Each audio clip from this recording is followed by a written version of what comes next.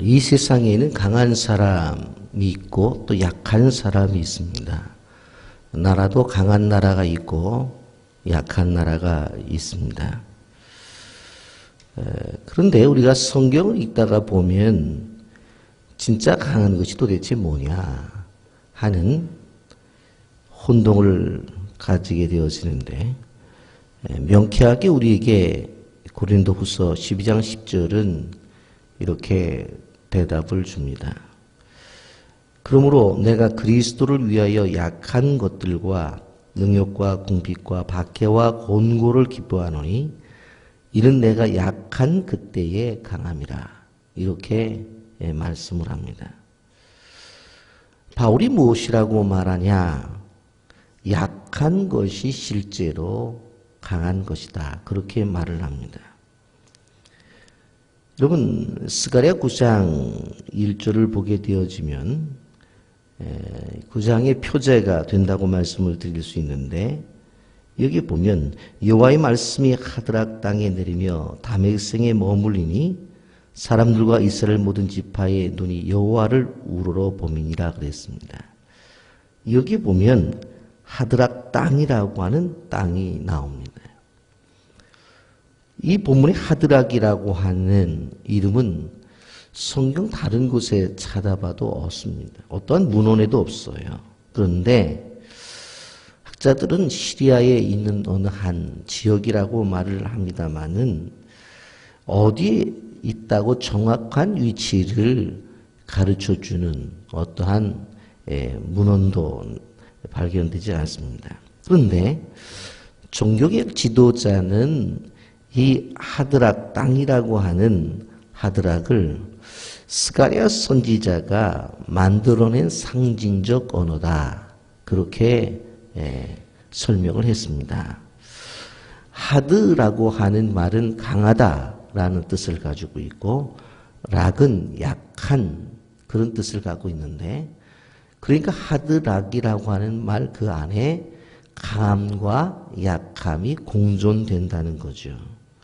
그러면서 첫째 강하면서도 약한 나라가 있다라는 것이고, 또 하나는 강한 자는 약해질 수도 있고 약한 자가 강해질 수도 있다라는 의미도 되고, 오늘 9장에 나타나는 이제 메시아에 대해서 이야기할 때 메시아이신 예수 그리스도는 약한 분이지만 강한 분이다라는 의미를 가지고 있다. 이렇게 주석을 했습니다. 여러분, 스가랴 선지자가 지금 예언을 하고 있는 예언의 중심에는 뭐가 있다고 그랬어요? 성전 건축이 있다고 그랬어요. 여러분, 이 스룹바벨 성전을 짓게 되어질 때에 그 터전을 잡을 때부터 이전 솔로몬의 영광을 본 사람들은 울었다고 그랬죠. 아니, 이거밖에 안 돼? 아니, 우리가 과거에 어떤 성전을 지어서 영광을 돌리고 예배를 드렸는데 70년 만에 돌아온 우리가 이렇게 할 수밖에 없어 하면서 탄식할 때에 이전의 영광이 크다고 그렇게 말을 하면서 분명코 나중에 영광이 더 클 것에 대해서 말씀을 했다고 하는데, 여러분, 우리도 이 9장을 보면서 어떻게 보면 외적으로 보이는 성전, 외적으로 보이는 어떤 교회가 아니라 그 안에서 믿음의 생활을 하고 있는 성도들이 어떤 자세를 가져야 되느냐, 그것이 바로 교회를 바로 세워나가는 것이 아닌가 하는 것들을 우리는 보게 되어집니다. 여러분, 사람들은 무너지지 않는 성을 지으려고 합니다. 그런데 성경은 두로가 멸망할 것에 대해서 분명히 이야기를 하고 있는 것을 보게 됩니다. 3절 4절에 보면 두로는 자기를 위하여 요새를 건축하며 은을 티끌같이 금을 거리에 진흙같이 쌓아도다. 주께서 그를 정복하시며 그의 권세를 바다에 쳐 넣으시니 그가 불에 삼켜질지라 그랬어요. 두로가 자기를 위해서 요새를 건축했어요. 여러분, 두로는 당시 아주 번창한 도시였습니다. 이 두로가 얼마나 강했느냐? 아수르 제국도 멸망을 시키지 못했고 바벨론 제국도 멸망을 시키지 못했던 도시가 두로였단 말입니다. 여러분, 그러니 한번 생각을 해보세요. 얼마나 든든한 성이었겠느냐. 그런데 이 두로가 이렇게 아수르도 바벨론도 무너뜨릴 수 없는 견고한 성을 만들었던 것이 뭐냐? 바로 다른 것이 아니라 그들이 가지고 있었던 돈이었습니다. 그런데 두로 사람들이 벌어들인 돈, 그들이 지금 부유를 누리고 있는 돈이 소위 말해서 건강한, 건전한 돈이냐? 그게 아니었습니다. 이 두로에는 인신매매가 많이 성행이 되어졌고 주변에 가난한 나라들과 무역을 해서 돈을 버는 그러한 자신들의 배를 채우는 일들을 했던 것을 볼 수가 있습니다. 여러분, 우리 선교지를 가서 보게 되어질 때 특별히 저는 캄보디아를 가서 깜짝 놀랐는데 무엇인가 하면은 어느 지역에 갔더니 도로가 잘 닦여져 있어요. 그래서 이 도로가 잘 닦여져 있네요. 그랬더니 그 일본 사람들이 투자를 해서 도로를 닦았는데 그것의 대부분이 뭐예요? 일본에서 다 가져가 버리는 거예요. 그러니까 자력으로 할 수 없는 그런 나라들에게 도와주는 것이 아니라 겉으로 보면 도와주는데 그곳에 가서 어떻게 해요? 개발을 하고 거기에 이익은 또 상당 부분 가져가는, 어떻게 보면 두로가 그런 방법을 취하지 않았는가. 여러분, 그래서 성경에서 말하는 것은 두로가 강한 나라고 두로가 정말로 세상에서 부러워하는 나라지만 그렇게 하지 말라는 거예요. 이스라엘은 일어나라도, 이스라엘은 부흥이 되더라도 두로처럼 가지 말라는 거예요. 두로가 목적이 되어지고 두로의 방법이 이용되어져서는 안 된다라고 하는 것입니다. 여러분, 주변에 많은 사람들이 부러워하는 사람들이 있습니다. 그런데 우리는 그 사람을 한번 보면서 어떻게 자리면 자리, 또 명예면 명예, 물질이면 물질, 어떻게 저렇게 되었나를 좀 봐야 된다는 거예요. 그러면서 성경이 말하는 것은 뭐냐면 실질적으로 우리의 목적은 두로가 아니라 우리의 삶은 바로 낮은 자리에 가야 된다 하는 것입니다. 여러분, 어떠한 세상을 살아가면서 고난이 찾아오고 역경이 찾아오고 이런 것이 찾아오게 될 때 그리스도인들은 그 속에서 무엇을 발견해야 돼요? 하나님이 지금 낮아지는 훈련을 시킨다. 그렇게 생각을 해야 된다고 하는 것입니다. 우리는 생각을 해봐야 돼요. 세상 속에서 하나님의 자녀가 되었다고 한다면 우린 부족한 것이 없는 사람들이에요. 그럼에도 불구하고 왜 지금 우린 부족한 상태에 살고 있느냐? 그거는 하나님이 우리를 훈련시키는 과정이기 때문에 그렇습니다. 하나님이 다 가지고 계시잖아요. 그럼 우리 이미 가진 자예요. 우리는 그 생각에서부터 출발을 하는 거예요. 그럼 왜 지금 없느냐? 하나님이 이 과정 속에서 우리를 훈련시키기 때문에 없는 것이지, 하나님이 다 가지고 계신데, 그분이 우리 아버지인데, 그럼 나도 다 가지고 있는 거예요.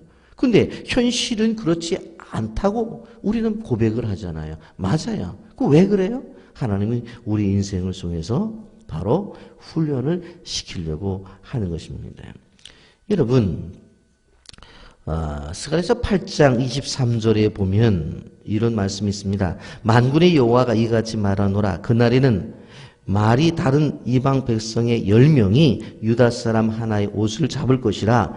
곧 자꾸 말하기를 하나님이 너희와 함께 하심을 들었나니 우리가 너희와 함께 가려 하리라 하시니라. 이게 무슨 얘기냐면 하나님이 회복을 시켜주셨어요.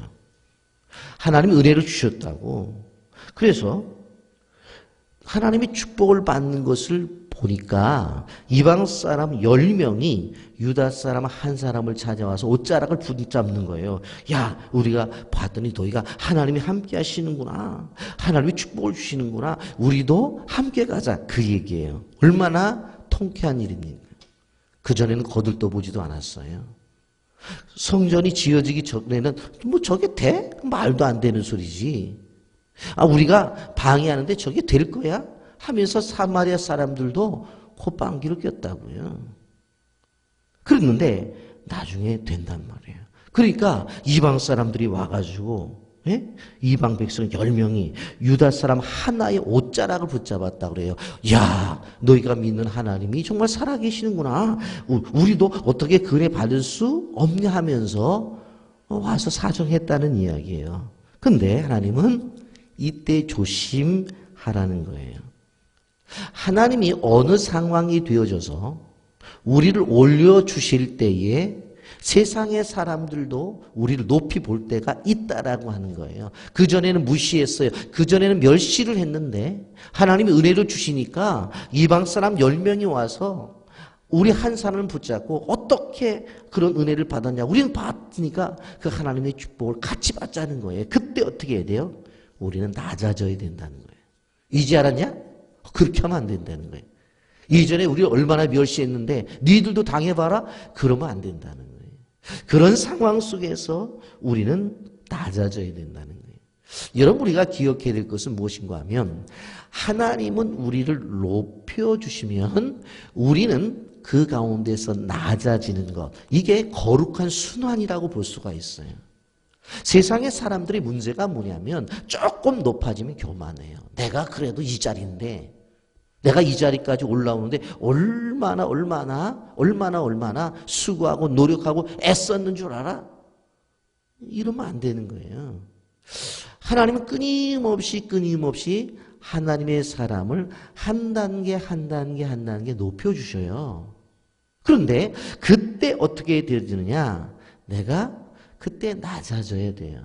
그리고 자신이 이룬 것이 아니라 누가? 하나님이 이루어 주셨다고 고백하며 나가. 이것이 예수를 믿는 사람들의 거룩한 순환이에요. 여러분, 돈을 누가 주셨어요? 하나님이 주신 거지 않아요. 공부를 잘하는 학생, 그 지혜를 누가 주셨어요? 하나님이 주신 거지 않아요. 건강 누가 주셨어요? 하나님이 주셨잖아요. 명예, 권력을 누가 주셨어요? 하나님이 주셨잖아요. 다 하나님이 주셨다고 말은 해요. 그런데 정작 그들의 모습 속에서 보면 하나님이 주신 것 같지 않고 내가 이룬 것처럼 보이는 거예요. 두로처럼. 여러분, 우리가 기억해야 될 것은 세상을 살아가면서 예수를 믿는 사람들은 실력자가 되어져야 돼요. 인정을 받아야 된다고. 그런데 중요한 것은 그렇다고 해서 높아지면 안 된다는 거예요. 우리가 우리의 삶을 통해서 마음까지 높아져 버리면 이미 교만한 사람이 되어진다고 하는 것입니다. 여러분, 정말 우리가 우리의 삶을 점검해 봐야 된다라고 하는 것입니다. 저는 사실 그 목회자를 가르치는 자리에 있을 때 제가 꼭 하는 얘기가 있습니다. 목회자는 빈곤해서는 안 된다고 말을 해요. 그러나 목회자가 빈곤해서는 안 되지만 그렇다고 해서 주어진 것을 다 누리면 안 된다. 목회자는 빈곤해서는 안 되지만 청빈해야 된다고 얘기를 해요. 자기가 주어졌다고 해서 다 먹고 마시고 쓰고 움직인다고 한다면 세상 사람과 다른 게 뭐가 있냐는 거예요. 여러분, 우리는 하나님이 끊임없이 높여주는 것을 기대해야 돼요. 그러나 높여줬다고 해서 우리가 높이 살면 안 되고 우리는 어떻게 해요? 낮아지는 그러한 모습이 있어야 돼요. 여러분, 무엇을 의지하고 삽니까? 두로 사람들 보세요. 3절 4절을 보면 두로는 자기를 위하여 요새를 건축하며 은을 티끌같이 금을 거리에 진흙같이 쌓도다. 이게 보통 부자입니까?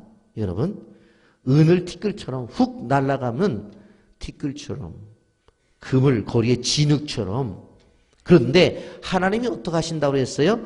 주께서 그를 정복하시며 그의 권세를 바다에 쳐넣으시니. 야, 하나님도 말씀을 하셔도 뭐 이렇게 얘기를 해요. 야, 니들 내가 무너뜨려. 이 조용히 말씀을 하시면 좋을 텐데, 야, 니들이 너희를 위해서 요새를 건축하고, 은을 티끌같이, 금을 거리에 진흙같이, 뭐 아수르가 못 무너뜨리고, 뭐 바벨론이 무너뜨리지 못했다고 큰 소리를 쳐? 야, 내가 너희 권세를 바다에 쳐 넣어버리겠다.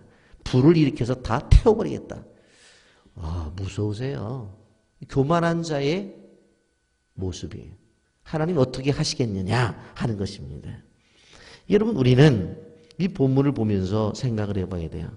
두로라는 도시는 해상 무역을 통해서 많은 재물을 쌓았어요. 그렇기 때문에 은을 티끌처럼 바로 정금을 진흙같이 쌓을 정도로 부유했어요. 그 돈으로 성곽을 지었기 때문에 그 어떠한 성읍보다도 단단했단 말이에요. 그러니 그 당시에 그렇게 큰 군대들이 와도 무너뜨리지를 못했단 말이에요. 그런데 알렉산더 대왕이 왔을 때 힘없이 무너져요. 여러분, 우리는 우리의 인생을 삶을 통해서 경험할 수 있어요. 우리가 의지했던 것, 우리가 그렇게 믿었던 것, 어느 한순간에 그렇게 강했다고 모든 사람들이 인정했어요. 이것까지면 된다고 생각했고 다른 사람들도 부러워해서, 그런데 한순간에 무너질 수 있다라고 하는 겁니다. 병원에 신방을 가보면 자기는 안 아플 줄 알았대요. 왜?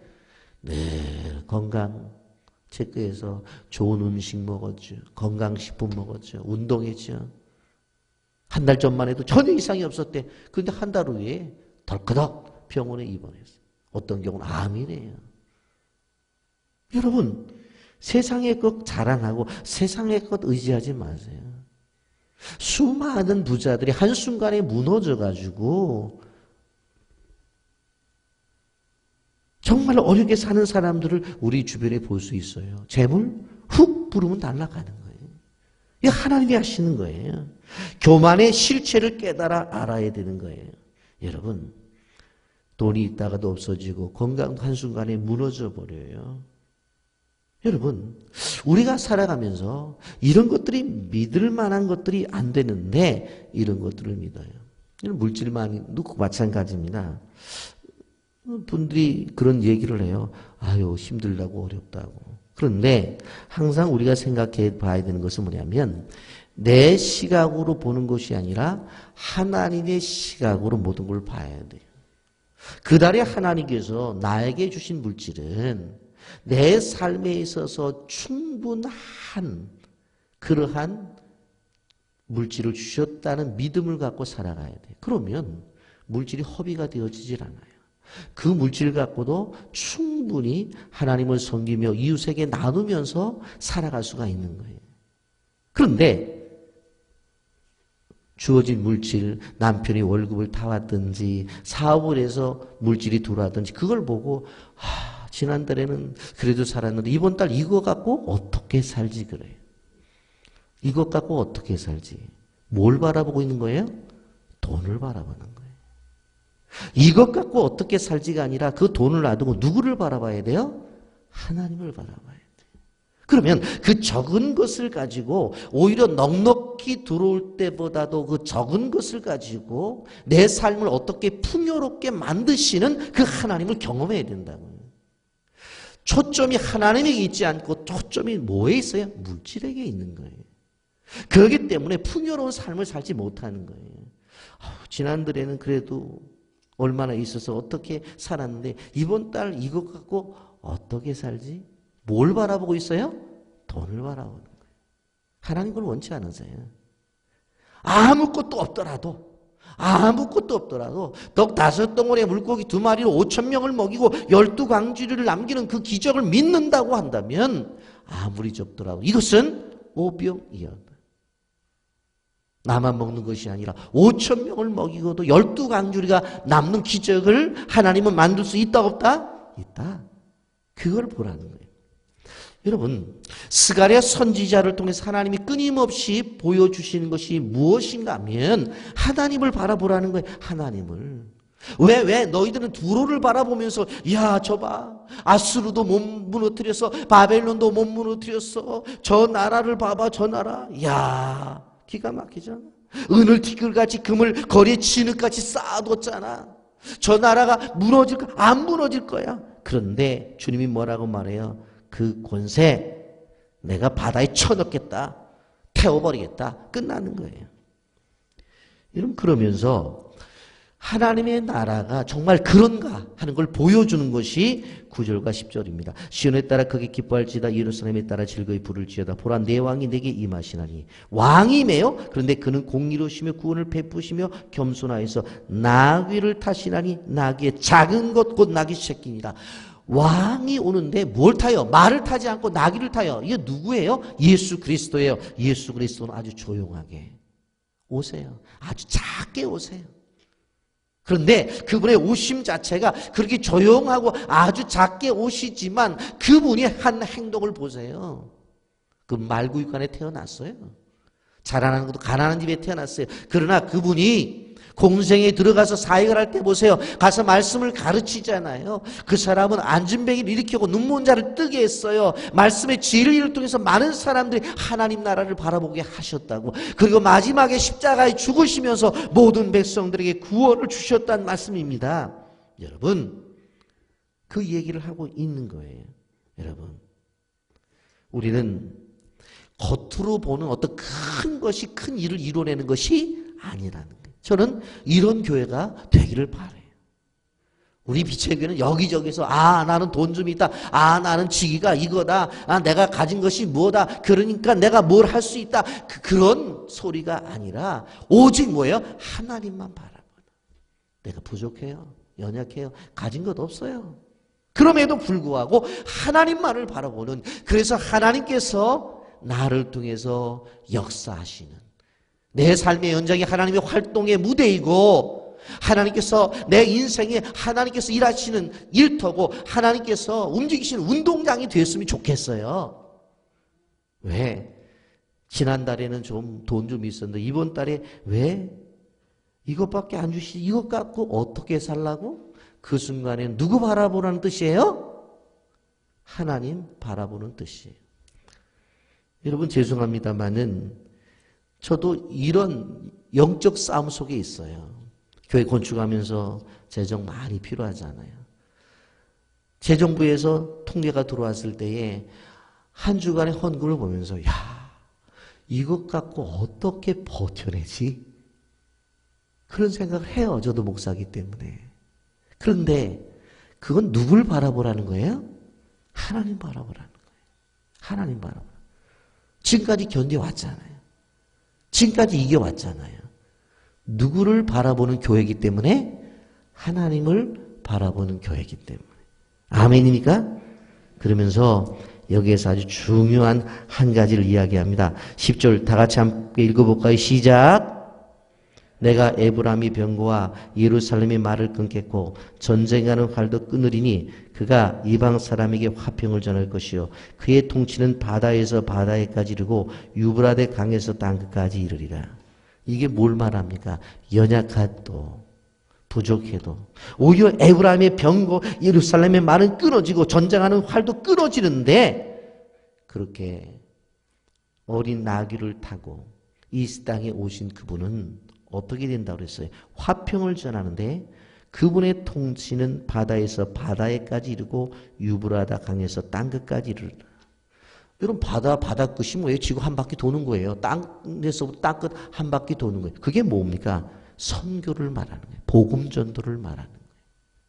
가장 연약한 존재를 들어서 가장 넓은 땅을 지배하고 가장 연약한 존재를 들어서 가장 강력한 세상을 지배해 나가는 것이 하나님의 뜻이라고 하는 겁니다.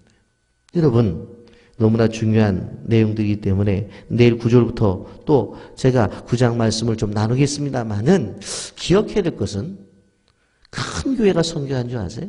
아니에요. 더 많은 교회가 선교하는 줄 아세요? 아니에요. 저는 알잖아요. 그렇지 않아요.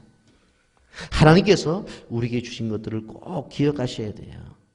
우리 이 말씀을 묵상하면서 절대적으로 하나님이 우리를 높여주셨을 때에 높은 존재가 아니라 낮아지시고 낮아져도 큰 역사를 이룰 수 있다는 사실 앞에 감사하면서 이 역사의 주인공이 되시기를 예수님의 이름으로 축복합니다. 아멘.